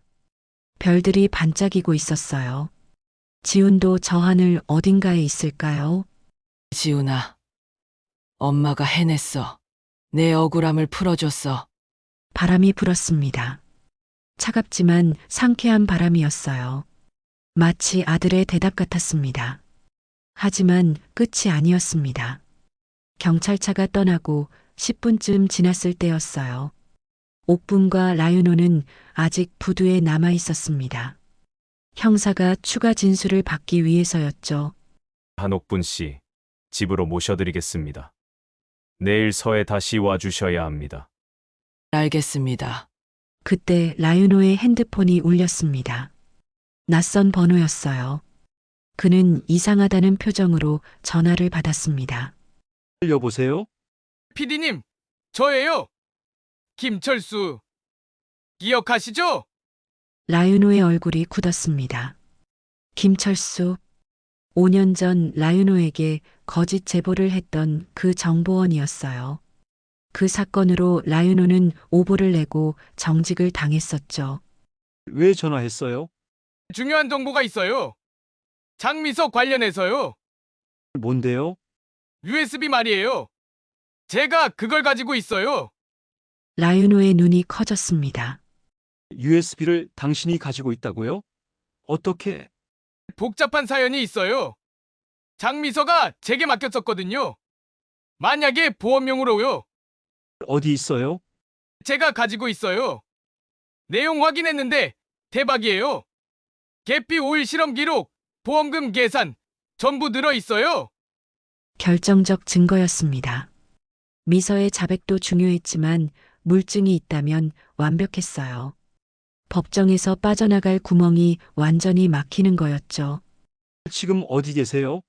제가 가겠습니다. 아니요. 제가 갈게요. 그쪽 지금 영도부두죠? 30분이면 도착해요. 알겠습니다. 전화가 끊겼습니다. 라유노는 옥분에게 상황을 설명했어요. USB 존재, 김철수라는 정보원, 그리고 증거. 그럼 완벽한 증거가 생기는 거네요. 네, 하지만 그는 말을 흐렸습니다. 뭔가 불안했어요. 김철수는 과거에 거짓 제보를 했던 사람이었습니다. 믿을 수 있을까요? USB라니요. 무슨 얘기죠? 라유노는 형사에게도 설명했습니다. 형사는 고개를 끄덕이며 무전기를 들었어요. 지원 요청합니다. 영도부두의 증거물 인수를 위해 인력 보내주세요. 일단 기다려봅시다. 정보원이 오면 USB를 확인하고 정식으로 압수하겠습니다. 세 사람은 기다렸습니다. 부두는 여전히 조용했어요. 바람만 계속 불어왔습니다. 옥부는 코트깃을 여미며 주변을 살폈죠. 20분쯤 지났을까요? 차 한 대가 부두로 들어왔습니다. 낡은 승용차였어요. 헤드라이트가 꺼지고 차가 멈췄습니다. 남자가 내렸습니다. 40대 후반으로 보이는 남자였어요. 수척한 얼굴에 신경질적인 눈빛이었습니다. 손엔 작은 가방을 들고 있었죠. PD님, 오래간만입니다. 라유노는 다가갔습니다. 둘 사이엔 어색한 공기가 흘렀어요. 5년 전의 배신. 그 기억이 둘 사이에 있었습니다. USB 가져왔어요? 여기 있어요. 그는 가방을 열었습니다. 안에 작은 USB가 들어 있었어요. 검은색 케이스에 담긴 평범한 USB였습니다. 형사가 다가왔습니다. 제가 확인하겠습니다. 김철수는 USB를 건네려다 멈췄어요. 잠깐만요. 조건이 있어요. 조건이라니요? 제 신원은 보호해 주셔야 해요. 장미서가 위험한 사람이잖아요. 제가 증거 제공했다는 게 알려지면 곤란해요. 증인 보호 프로그램 신청 가능합니다. 그것만으론 부족해요. 확실한 보장이 필요해요. 라유노는 뭔가 이상함을 느꼈습니다. 김철수의 태도가 너무 조심스러웠어요. 미선은 이미 체포됐는데 왜 이렇게 두려워할까요? 철수 씨, 뭔가 숨기는 거 있어요? 김철수는 피식 웃었습니다. 숨기는 거라니요. 전 그냥 조심스러운 것뿐이에요. 하지만 그의 눈은 계속 주변을 살폈어요. 마치 누군가를 기다리는 것처럼, 아니면 누군가를 경계하는 것처럼. 옥분이 나섰습니다. USB부터 확인하면 안 될까요? 진짜인지 확인해야죠. 물론이죠. 그는 USB를 형사에게 건넸습니다. 형사는 노트북을 꺼내 USB를 연결했어요. 화면이 켜지고 파일들이 나타났습니다. 엑셀 파일, 워드 파일, 사진 파일들이 있네요. 그는 엑셀 파일을 열었습니다. 보험금 계산표가 나타났어요. 김태준 3억, 박성우 1억, 한지훈 5억. 총 9억 원. 날짜별로 정리된 계획표였습니다. 이건 살인 계획서네요. 워드 파일을 열었습니다. 계피 오일과 에탄올 혼합 비율이 적혀 있었어요. 실험 일지처럼 상세하게 기록돼 있었습니다. 어떤 비율이 가장 효과적인지까지 적혀 있었죠. 결정적인 증거입니다. 라유노도 화면을 봤습니다.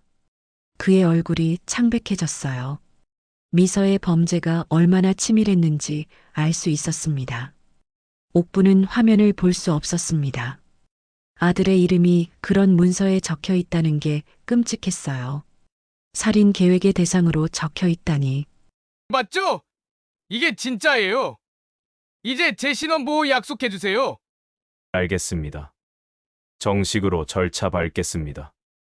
그때였습니다. 또 다른 차가 부두로 들어왔어요. 이번엔 검은색 세단이었습니다. 고급차였죠. 모두 그쪽을 돌아봤습니다. 차가 멈췄어요. 문이 열리고 누군가 내렸습니다. 미서였습니다. 옥분의 심장이 멎는 것 같았어요. 어떻게? 체포됐잖아요. 형사도 당황했습니다. 이게 어떻게 된 거야? 미서는 천천히 다가왔어요. 그녀의 손엔 수갑이 채워져 있지 않았습니다. 얼굴엔 미소가 걸려 있었죠. 놀라셨어요? 경찰차에 탔잖아요. 맞죠? 그리고 내렸어요. 형사가 무전기를 들었습니다. 지원 요청. 용의자가 탈주했어요. 하지만 무전기에서 잡음만 들렸습니다. 응답이 없었어요. 형사의 얼굴이 굳었습니다. 전파 교란기예요. 편리하죠. 그녀는 주머니에서 작은 기기를 꺼내 보였습니다. 여기선 무전도 안 되고 핸드폰도 안 터져요. 옥부는 핸드폰을 확인했습니다. 신호가 없었어요. 완전히 차단된 상태였습니다. 어떻게 경찰차에서 빠져나왔어요? 돈이면 안 되는 게 없어요. 그녀는 웃었습니다. 경찰 한 명 매수하는 건 어렵지 않았어요. 특히 빚이 많은 사람은요. 이건 중범죄예요. 공무집행방해의 도주까지. 상관없어요. 어차피 전 이미 끝났으니까요. 그녀의 눈빛이 차갑게 변했습니다. 하지만 혼자 끝날 순 없죠. 다 같이 가야죠. 김철수가 비명을 질렀습니다. 미서 씨, 약속이 다르잖아요. 약속. 무슨 약속? 옥부는 깨달았습니다. 김철수도 미서 편이었던 거예요. USB는 함정이었습니다. 이곳으로 모두를 유인하기 위한 미끼였죠. 철수 씨, 당신도 공범이었어요? 아니에요. 전 그냥 돈 받고 전화만 한 거예요. 이제 쓸모없으니까 처리해야죠. 그녀는 재킷 안에서 뭔가를 꺼냈습니다. 총이었어요. 작은 권총이었지만 충분히 위험했습니다. 형사가 총을 빼려 했습니다. 움직이면 쏩니다. 형사는 멈췄어요. 총 천천히 바닥에 놓으세요. 발로 이쪽으로 밀고요. 형사는 지시를 따를 수밖에 없었습니다. 총이 바닥을 미끄러져 미서 발밑으로 갔어요. 그녀는 발로 그것을 멀리 차버렸습니다. 이제 정리할 시간이네요. 그녀는 총을 옥분에게 겨눴습니다. 어머님부터 시작하죠. 모든 게 어머님 때문이니까요. 옥분은 움직이지 못했습니다. 두려움이 온몸을 얼어붙게 했어요. 미서의 손가락이 방아쇠에 걸려 있었습니다. 라유노가 앞으로 나섰습니다. 잠깐, 날 먼저 쏴요. PD님은 왜요? 내가 자백 녹화했잖아요.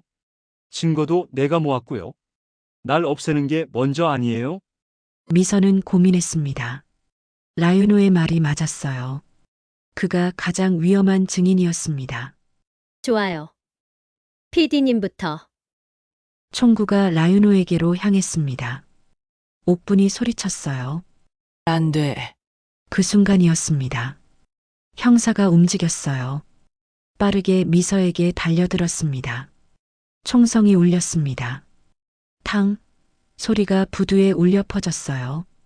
옥부는 귀를 막았습니다. 두 사람이 바닥에 쓰러졌어요. 총이 손에서 떨어져 나갔습니다. 라유노가 총으로 달려갔습니다. 그는 총을 집어들었어요. 떨리는 손으로 총을 겨눴습니다. 움직이지 마.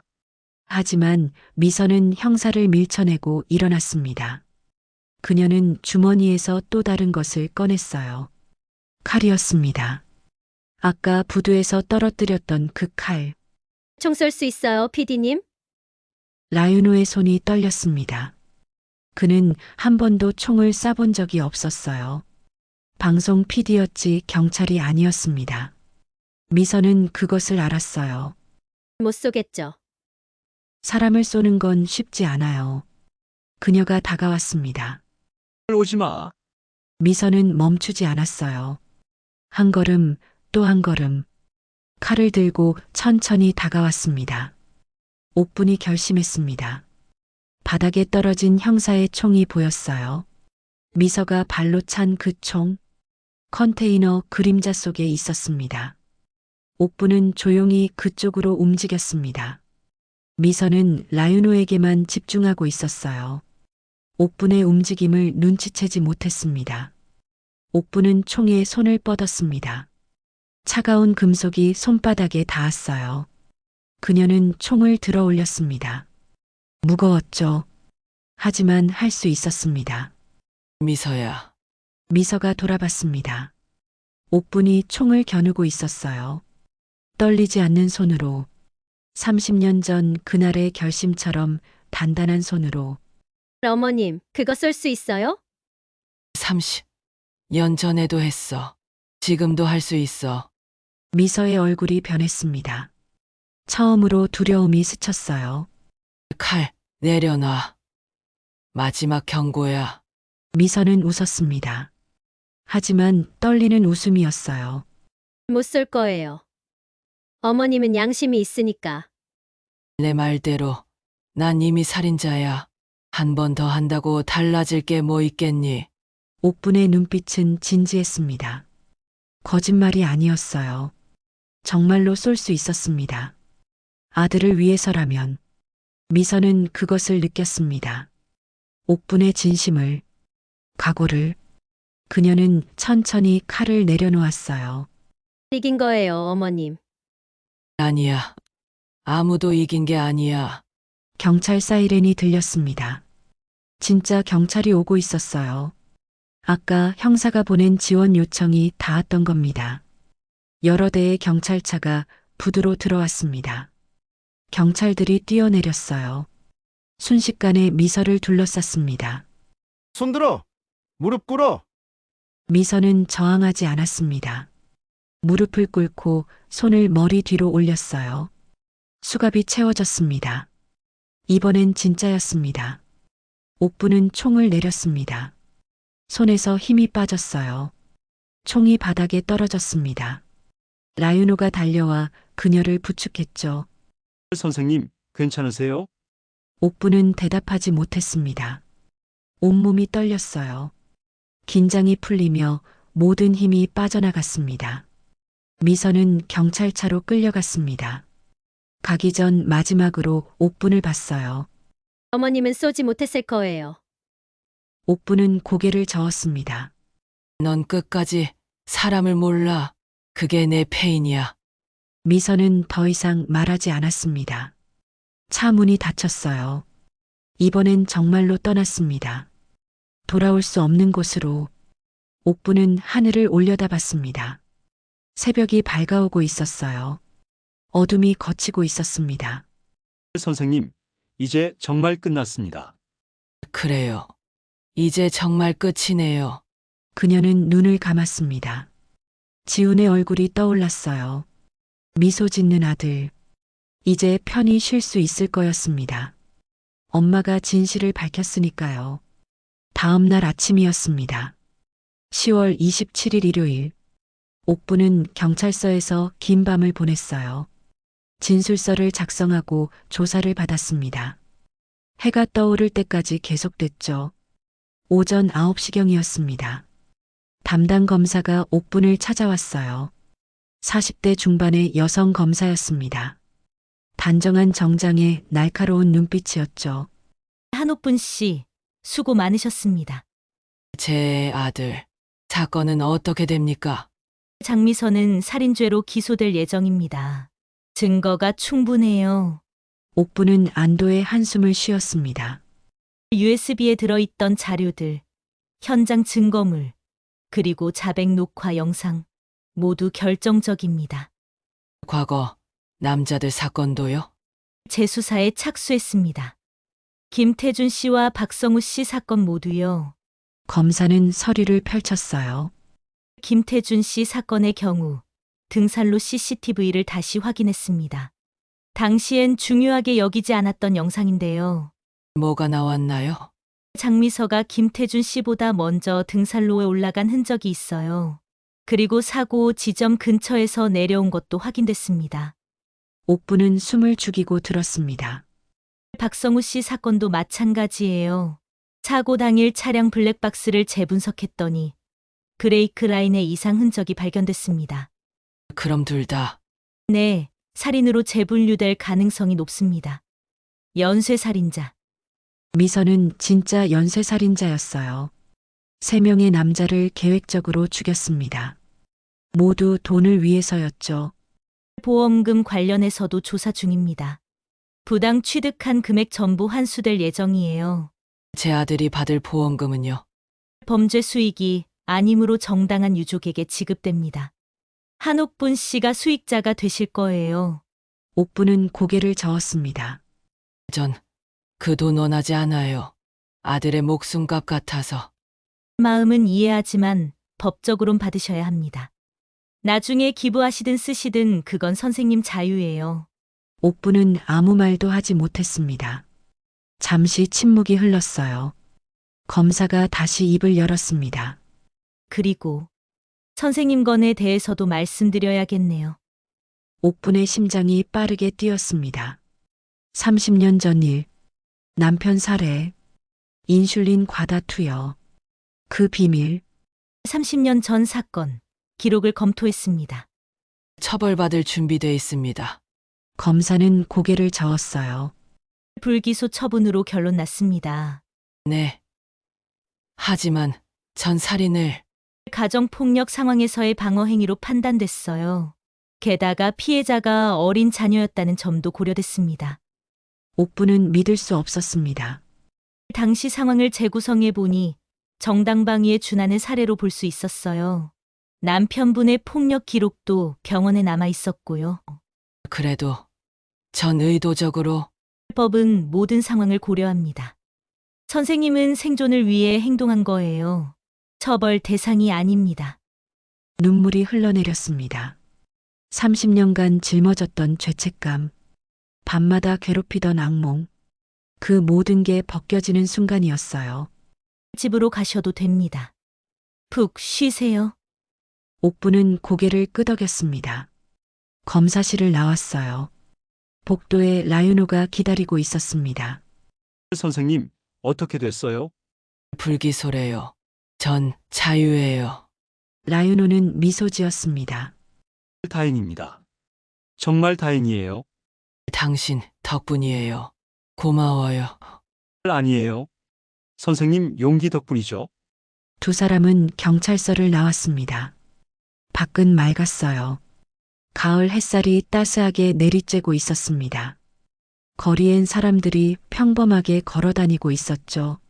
집까지 모셔다 드릴게요. 고마워요. 차에 탔습니다. 창밖 풍경을 바라보며 옥부는 생각했어요. 이제 뭘 해야 할까? 아들도 떠났고 사건도 끝났습니다. 남은 건 혼자인 일상뿐이었죠. 선생님, 계획 있으세요? 계획이요? 앞으로요? 뭘 하실 건지. 옥부는 한참을 생각했습니다. 잘 모르겠어요. 그냥 조용히 살고 싶어요. 제 생각엔 선생님 경험이 누군가에게 도움이 될 것 같은데요. 무슨 뜻이죠? 가정폭력 피해자 상담이나 지원 활동 같은 거요. 선생님처럼 어려운 상황을 극복하신 분이 해주시는 조언은 힘이 될 거예요.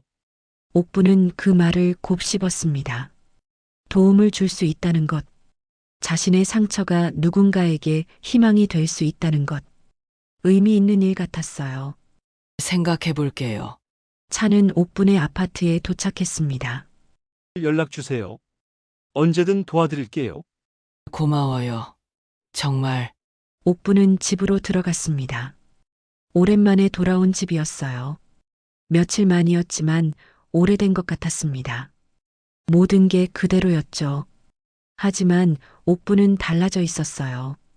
조용했어요. 너무 조용했습니다. 하지만 무섭지 않았어요. 이제 비밀이 없었으니까요. 며칠이 지났습니다. 핸드폰이 울렸습니다. 낯선 번호였어요. 한옥분 선생님이시니까. 여성 긴급 전화 상담소입니다. 네. 맞습니다. 라유노 TD님께 연락받았어요. 선생님께서 자원봉사에 관심 있으시다고요. 라유노가 먼저 연락했던 거예요. 옥부는 미소 지었습니다. 고마운 사람이었어요. 네. 관심 있습니다. 일주일 뒤에 오리엔테이션이 있어요. 참석하실 수 있으세요? 물론이죠. 전화를 끊고 옥부는 창밖을 바라봤습니다. 나무들이 붉고 노랗게 물들어 있었습니다. 아름다웠죠. 11월 6일 목요일 옥부는 상담소를 찾아갔어요. 작은 건물이었지만 따스한 느낌이었습니다. 오리엔테이션에는 10명 정도가 참석했어요. 다양한 연령대의 여성들이었습니다. 모두 각자의 이유로 이곳에 왔겠죠. 어서 오세요. 자리에 앉아주세요. 오리엔테이션이 시작됐습니다. 가정폭력의 실태, 피해자 심리, 상담 기법, 여러 내용을 배웠어요. 옥부는 집중해서 들었습니다. 점심시간이었습니다. 옥부는 혼자 벤치에 앉아 샌드위치를 먹고 있었어요. 누군가 다가왔습니다. 여기 앉아도 될까요? 그러세요. 30대 여성이었어요. 얼굴엔 희미한 멍 자국이 남아 있었습니다. 화장으로 가렸지만 옥부는 알아볼 수 있었어요. 전 이수진이에요. 처음 오셨어요? 네. 한옥분이라고 합니다. 저도 자원봉사 시작한 지 6개월 됐어요. 처음엔 힘들었는데 이젠 보람 있어요. 어떤 일을 하시나요? 주로 전화 상담이요. 피해자들 이야기 들어주는 거요. 옥부는 고개를 끄덕였습니다. 실례지만 선생님도 경험이 있으세요? 옥부는 잠시 망설이다 대답했어요. 오래전 일이에요. 30년 전에. 저도 그래요. 3년 전까지 남편한테 맞고 살았어요. 이혼하고 이제 새 삶 살고 있어요. 두 사람은 서로를 이해하는 눈빛으로 바라봤습니다. 말이 필요 없었어요. 같은 고통을 겪은 사람들끼리는 눈빛만으로도 통했습니다. 힘내세요. 선생님 경험이 분명 누군가에게 힘이 될 거예요. 고마워요. 오후 교육이 끝났습니다. 옥부는 상담소를 나서며 뿌듯함을 느꼈어요. 새로운 시작이었습니다. 아들을 잃었지만 다른 생명을 구할 수 있을 것 같았죠. 집으로 돌아오는 길이었습니다. 옥부는 창밖을 바라봤습니다. 눈은 계속 내리고 있었어요.